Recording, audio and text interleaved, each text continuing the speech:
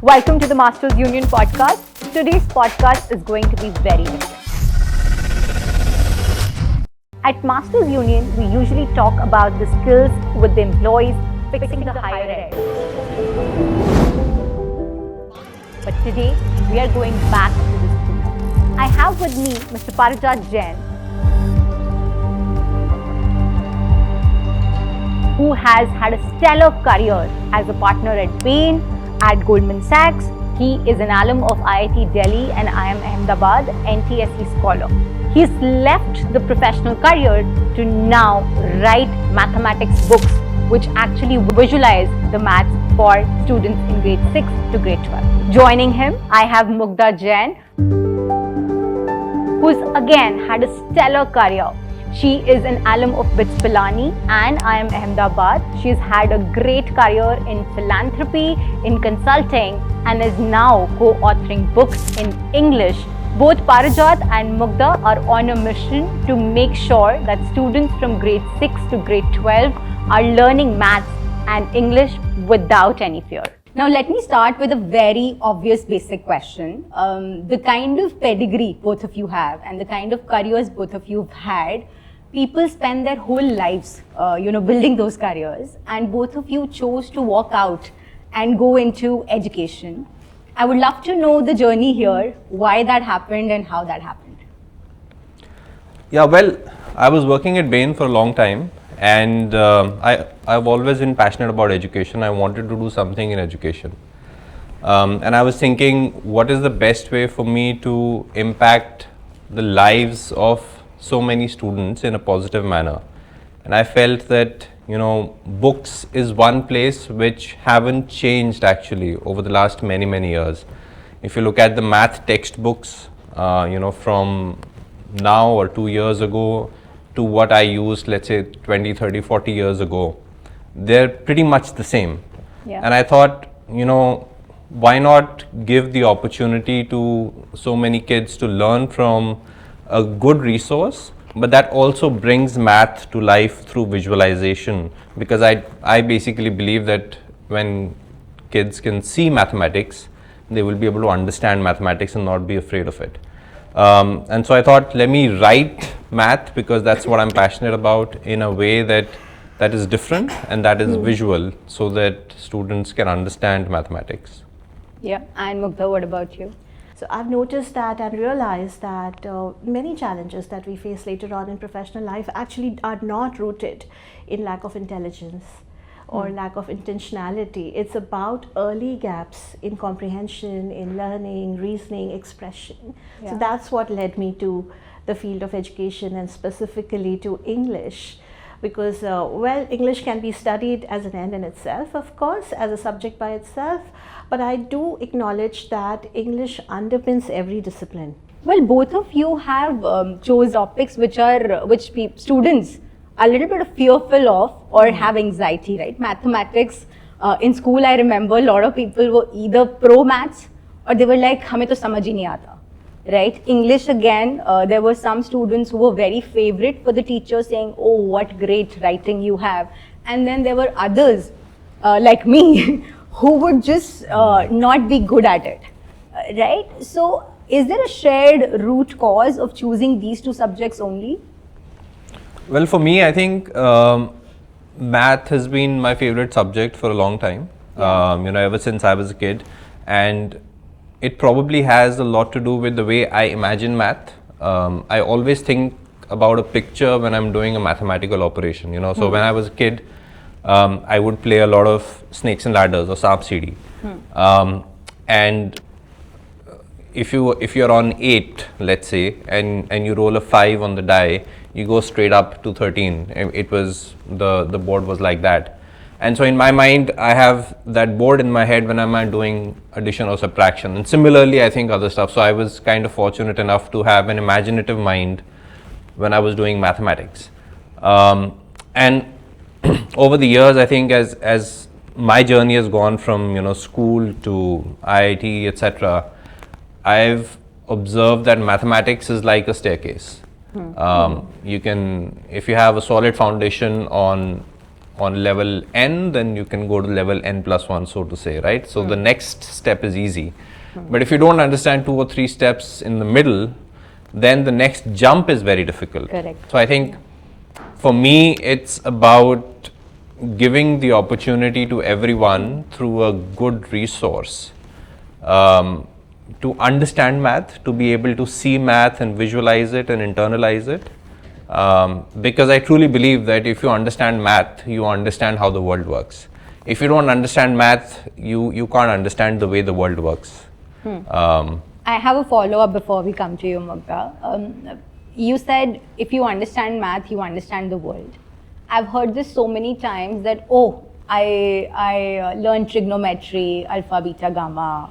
I haven't ever used it. Oh, calculus, we never used it. So why are we even studying it, right? What's your answer to when people say that I have never used my class 11, 12 maths and it's not needed? Yeah, if you are budgeting for your household, or you are trying to make a decision between buying a house or renting a house, or you're making a decision between taking 2 home loans, or whether to buy this car or to invest in a particular opportunity. If you understand, how do you understand risk? You know, if you don't understand math, you would not understand risk. Yeah. And I think those are some very basic things that you learn to appreciate as you really deepen your understanding of math. Fair. And Mugdha, how would you say about English? I remember my teachers forcing me to write great essays, but now in the world of ChatGPT and Claude, you know, how is that skill relevant? So in English, the challenge also is that students think it's about memorizing the right answer or about speaking fluently. But it's not just that, right? English is also about knowing what to say and not just, you know, simply how to say it nicely. So once you get over the fear and you understand that English is about understanding the idea and expressing it clearly, then it becomes much less intimidating and far more joyful. Fair. Now, Parijat, the question for you, because it's related to math, a lot of times students have this exam pressure, right? That, oh, I have my maths exam coming up and in 2 days I need to know all the trigonometry formulas, I need to know all the calculus, vectors, etc. What do you want to say to the student whose only objective is, hey, you know, I need to clear this board exam and get it done with? Yeah. Well, first of all, I would say, you know, read Smart Mind Mathematics. It's a great resource for all examinations. But I think more importantly, I would tell every student to try and really understand the concept rather than to try and solve a question. So I'm just going to use the plug that you used, which is the books that you have, the smart books that you've designed. Tell us, how are they different from the conventional books that students use today? So for math, I think what I've tried to do is make it as visual and as practical as possible. So if you think about, let's say, a class 8 topic, we would start with a story of people facing a real situation. You know, whether it's ratio and proportion, so there is a real situation that they are trying to address. That is followed by an example that's real life example. So let's say when you're studying ratio and proportions or proportional reasoning, there's a question about a map, and that map denotes a scaling factor, and you can say that, okay, city A and city B are, let's say, 5 centimeters apart on the map, and therefore they're actually, you know, whatever is the scaling factor in times 5, that many centimeters apart in real life. Correct. And then there's also that exception, that explanation of that exceptions, what happens when you translate the book into real life, which means that if you draw a straight line on the map and it tells you it's 500 kilometers away, the distance by road will not be 500 kilometers, can actually be 550 or 600 kilometers, because the roads are never straight between 2 cities. So this kind of explains to students how a concept is developed in real life and how it is applied in real life. And I think that's where our books are different. We help students visualize things in a very interesting and a novel way. And I've spent a lot of my time on this aspect of how to communicate not just through words or equations, but also through graphs and pictures. There. And Mugdha, tell us more about the English books that you have. How are they different? So Sharp Insights is designed to be a learning companion. It is structured to build skills that will stay beyond exams.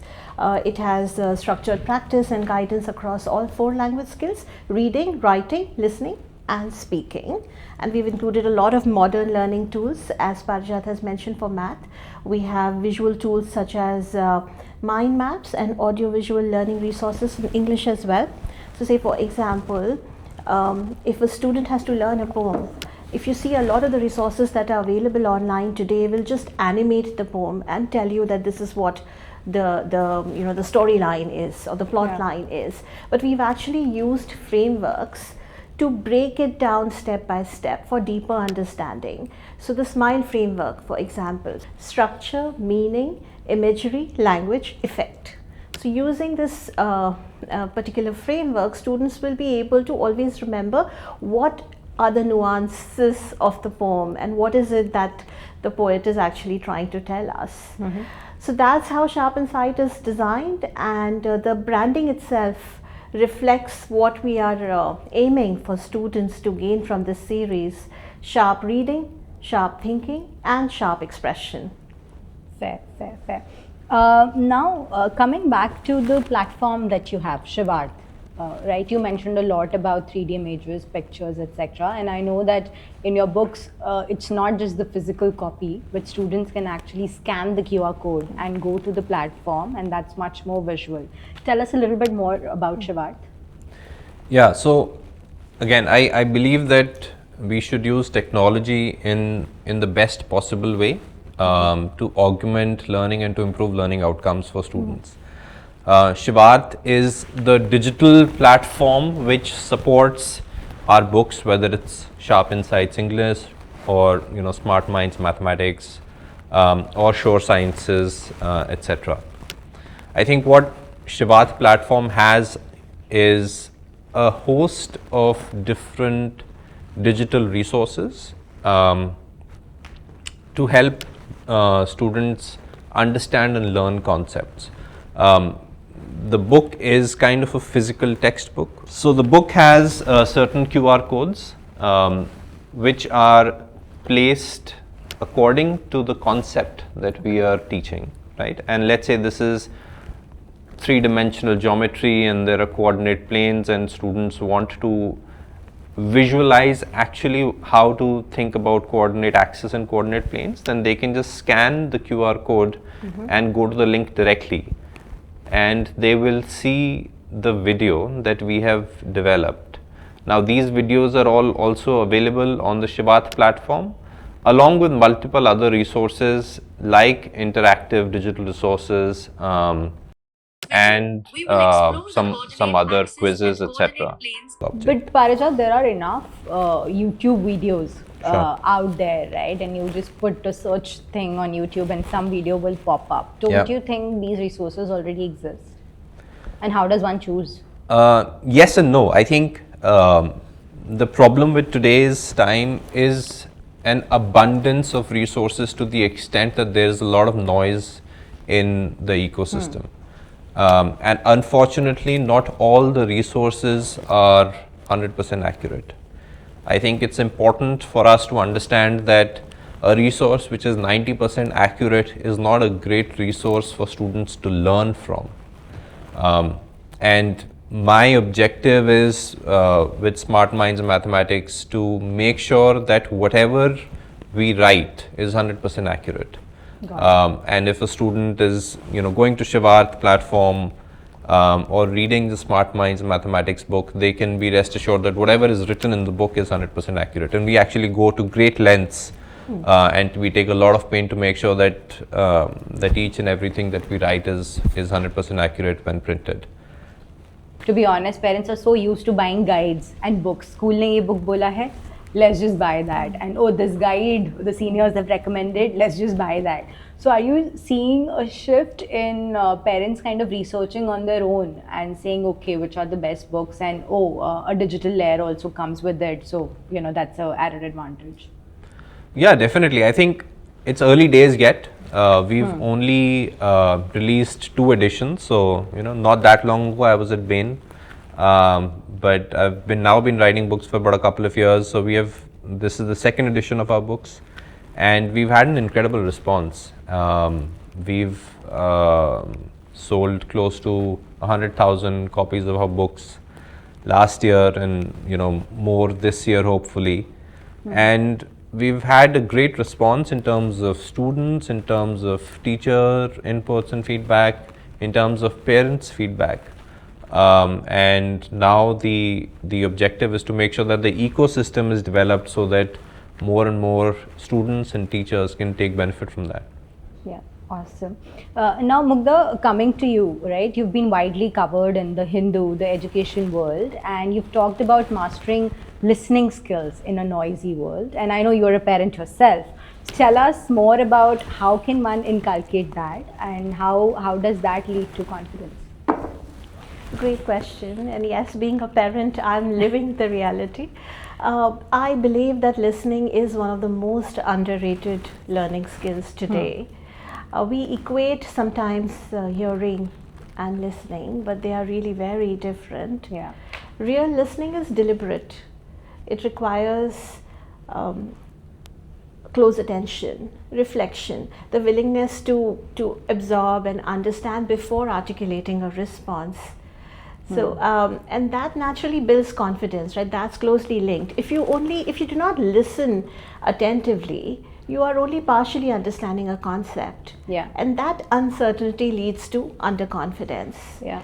If you listen closely, which is the first step in the process, you understand well, which naturally then builds confidence. Fair. And what role, and this is a question to both of you, what role can parents play in removing this fear of English or maths? How have you done it as a parent? So I think it's about daily conversations, imbibing it in your life as you live it. It's not something that you have to take time out for in a timetable, that here, this is an hour in which we will study math, this is an hour in which we'll study English.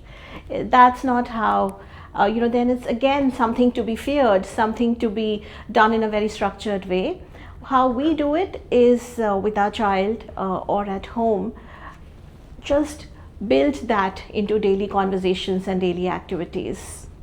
As I tell my son, and I tell whoever wishes to listen to me, is that focusing and being able to concentrate for some amount of time, whether that is 30 minutes or 45 minutes, sitting at one place and trying to focus on anything, whether it is a sum, whether it is a project, whether it is research work, I think is very important. And so those are the type of I would say habits that I would try to inculcate in the younger generation, advise younger generation to inculcate today. Now, Parijat, I know we've worked at Bain together, and I was so fortunate when I was working with you. You would really come into the room, break down the problem, and ask really hard questions of probably as a team we were not thinking of, right? Is your relationship with math that you've had, was that responsible for the thinking that you developed at Bain? My life and the outlook that I have in my life is defined by my understanding of math, and through math, my understanding of the world around me. I think if I did not understand math the way that I do, I would not have been successful either at Goldman or at Bain. One of the things that I was good at, or I was known for, at least at Bain, was my ability to solve problems, and a large part of that was because of my ability to quantify things that were uncertain or hazy, right? And we see that every day, but we still don't have a sense of how to quantify things. So for example, if I ask you, is air travel a safe mode of travel? Then you would probably say Yeah, I mean, I've read it. In many cases, I think it's a safe mode of travel. And we take flights all the time. And we take flights all the time. And, yes, I've faced a turbulence in certain cases, but it seems to be safe. Correct. But what does that mean, right? And so now if you understand math, you will understand it in the following way, which is, let's say a long-term study by MIT said that there is a chance or a probability of a fatality in 1 in 13.7 million boardings. So let's say 1 in 10 million boardings or 1 in 13.7 million boardings. And you'll say, okay, that sounds reasonably safe. What does that mean? Yeah. So let's do this thought experiment.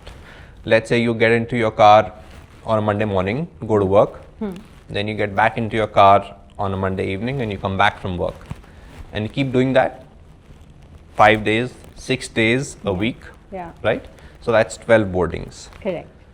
How many, let's say there are 52 weeks in a year, and you don't take any vacation, and you go to office on a Monday, Correct. come back from office, you go to office on a So Tuesday, many etc. You boardings, keep keep so doing many that. boardings. How many years do you think it will take you to do 13.7 million boardings? Yeah, I'll have to run the numbers. Probably you are good at it.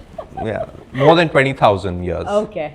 Right? Huh. So the expected value of one fatality in that situation Yeah. would be once every 20,000 years, which Correct. is more than 500 lifetimes of work, assuming you work 40 years in your Correct. life. So then you'll say, oh, that's pretty safe, Yeah. But if you understand it that way, Yeah. and you understand risk, so what I just explained is an understanding of risk in the context of numbers being thrown at you, then you understand the world Much better. much better, yeah.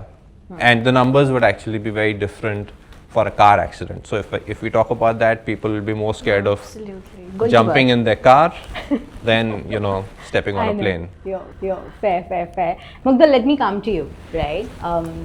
It is said that human intelligence has been replicated, right? Whether it's English or whether it's maths or whether it's other subjects.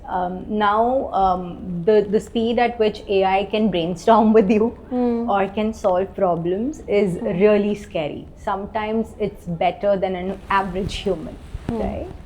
So when you talk about English, while AI is a great tool, tell me how the expectations from the world are changing and from the young generation that's stepping into the workforce are changing, because now they have this tool and that tool is available to all.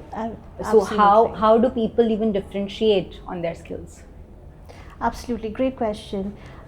So I slightly disagree. AI may be replacing or supporting human intelligence to some extent, but it is not replacing human thought and judgment, Okay. which is what is necessary and which is what we build via our education system. It's not just the ability to write sophisticated language, because then there is very little substance to it. So the skills are still relevant. If a student depends too much on AI right from the very beginning, then the ability to comprehend, to wrestle with the subject, to engage with it, to really understand, reason, argue, and then articulate it is all gone. Then it's just polished language Correct. without any meaning or thought. So those skills are necessary, and English will now increasingly, both language and literature will become about developing critical thinking skills and clear expression. AI can support you if required to sort of express it more effectively, if you like, but it's not going to be able to replace the glory of the original human thought. And can I say that if you just use AI without the human intelligence, probably the depth would be Absolutely. missing, right? Because at the Absolutely. end of the day, it's trained on the things that already exist. Absolutely. So where's the new creativity, right? Parijat, what are your comments on AI? AI is an exceptionally powerful tool. A knife, you can give a knife in the hands of a surgeon, or you can give a knife in the hands of a thief, and both will do very different things with it. Correct. And a surgeon is far more effective with a knife or useful with a knife Yeah. than a thief. Similarly, I think AI will exemplify the qualities that individuals have. Yeah.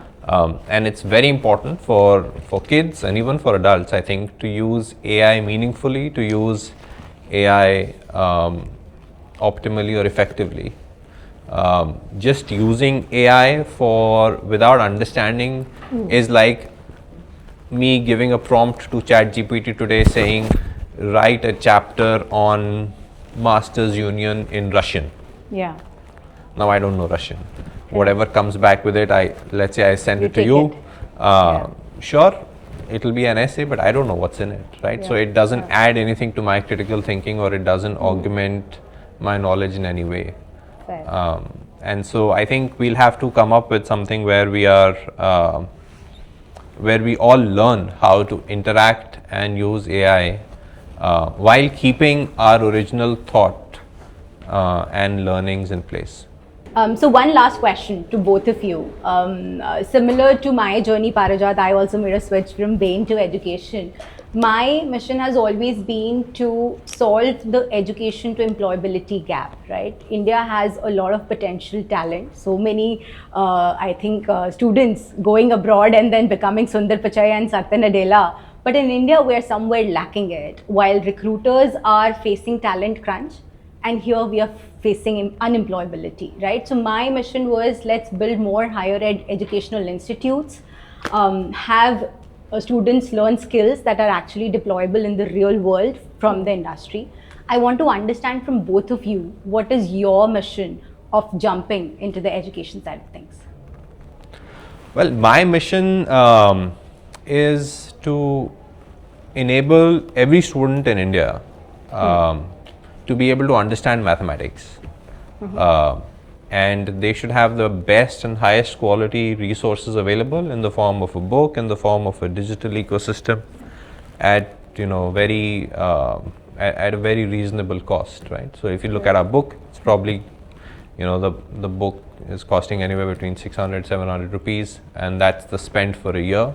I think a good book is irreplaceable. I still remember some of the books that I read which resonated with me, which added to my knowledge. And I think every student who wishes to learn math or wishes to understand math should be able to do so, and should have a very reliable set of resources available to him or her. And yeah, I think it's been a good start over the last couple of years. Awesome. And Mugdha, about you? So just very quickly in one line, my mission is to help build skills that will stay for life. Fair. Very powerful. With that, thank you so much for coming today and spending time with us. I learned a lot about what you both are doing, and it's a great initiative from both of you. And good luck with your books as well as the platform that you built. Thank you. Thank you. Thank you.